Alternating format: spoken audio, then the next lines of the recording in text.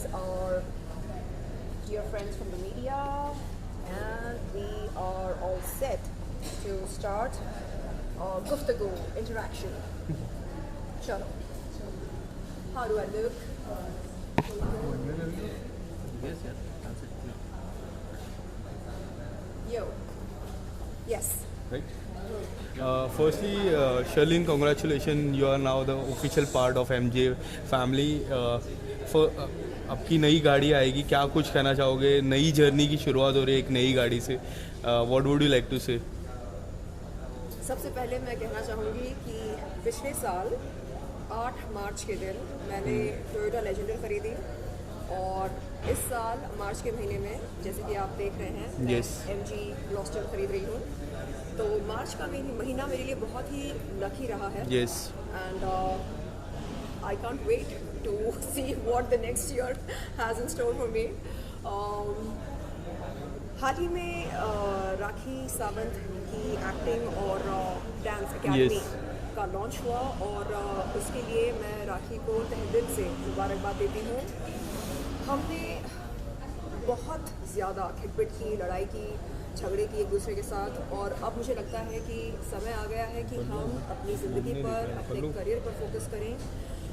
देखिए, हमारी जो लड़ाई इंसाफ के लिए, अपने हक के लिए चल रही है, वो तो जारी रहेगी निश्चित रूप से. लेकिन ये जो हम आपस में लड़ाई झगड़े कर रहे थे, वो हमने बंद कर दिया है, क्योंकि उसका कोई फ़ायदा है नहीं. मेरी कभी राखी के साथ कोई निजी दुश्मनी नहीं थी, ना ही कोई ज़्यादा रंजिश थी. तो मैंने कई बार राखी से ये कहा कि हम एक दूसरे के साथ खिटपिट न करके उन तमाम लोगों के साथ लड़ाई करेंगे जो महिलाओं के साथ दुष्कर्म करते हैं, जो महिलाओं का शोषण करते हैं, मानसिक रूप से, शारीरिक रूप से, आर्थिक रूप से. और हम मिलकर उन तमाम ज़रूरतमंद महिलाओं की आवाज़ बनेंगे जो खुद के लिए लड़ नहीं पाती हैं. देखिए, आमतौर पर मानसिक तनाव से जब कोई इंसान जूझ रहा होता है, तो ऐसे में वो कहीं ना कहीं कोई गलत, हम एक दूसरे को पॉजिटिव एनर्जी दें, Yes. सकारात्मक ऊर्जा दें, और इसी सोच से, संकल्प से मैं और राखी जुड़े हैं. और हमने ये तय किया कि मेरा जो NGO है, प्रकाशन फाउंडेशन, उसके साथ जुड़कर हम दुनिया के, खासतौर पर भारत के तमाम ज़रूरतमंद बच्चों के लिए, महिलाओं के लिए कुछ अच्छा करें. यस. जिस तरह आप लोगों की दोस्ती हुई, सबसे बड़ा सवाल, जैसे आप लोगों ने एक प्रेस कॉन्फ्रेंस की, मैं भी उस प्रेस कॉन्फ्रेंस पे था, मैंने कई बार आपसे वो सवाल पूछा, और लोगों के मन में उस प्रेस कॉन्फ्रेंस के बाद लोगों के मन में एक सवाल था कि जो केस आपने राखी सावंत पे किया है, उस केस को आप वापस लेने वाले हो, उसकी हियरिंग भी बहुत जल्द आने वाली है. तो वो केस को लेके एक बड़ा सवाल उठता है कि आप क्या वो केस सेटल्ड हो गया है, या फिर वो केस कंटिन्यू कर पाओगे? जी, मेरी बात हुई अपने वकील से इस विषय पर, और उन्होंने कहा कि जब कभी तारीख आएगी तब वो जाकर बात करेंगे. एंड केस रिटर्न ले लेगी या फिर कोई सेटलमेंट हो जाएगा, तो क्या होगा? जी, जब कभी तारीख आएगी वो कोर्ट जाएंगे, उस दिन और पता ऑनरेबल चलेगा. कोर्ट में जाकर कोर्ट अपनी बात रखेंगे. शर्लिन, आपसे सवाल पूछूंगा, जो जिस तरह आपकी जर्नी मैंने देखी है, कई बार उतार चढ़ाव वाली रही है. साजिद जी का मी टू वाला मूवमेंट हुआ है, और जिस तरह साजिद खान का, जी, एग्जैक्टली, साजिद के नाम के आगे जी लगाने की कोई जरूरत यस, नहीं है. साजिद खान का मी आपको टू, पता है ना यस, कि वो आरोपी हैं. हाँ, जी. मी टू मूवमेंट हुआ, एंड आज एक नई शुरुआत हो रही है. किस तरह से आप देख रहे हो अपने करियर की जर्नी?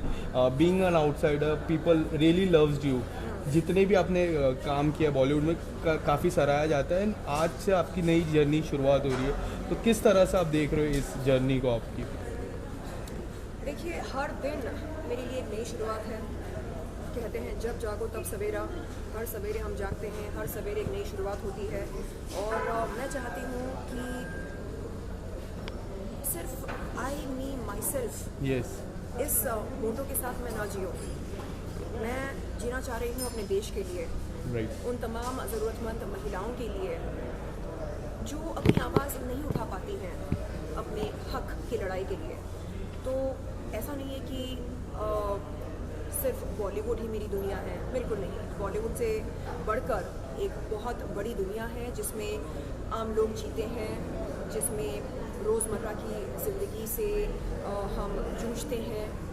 और मैं चाहती हूँ कि रियल लाइफ में जीकर, रियल लोगों के साथ जीकर मैं आगे बढ़ूँ।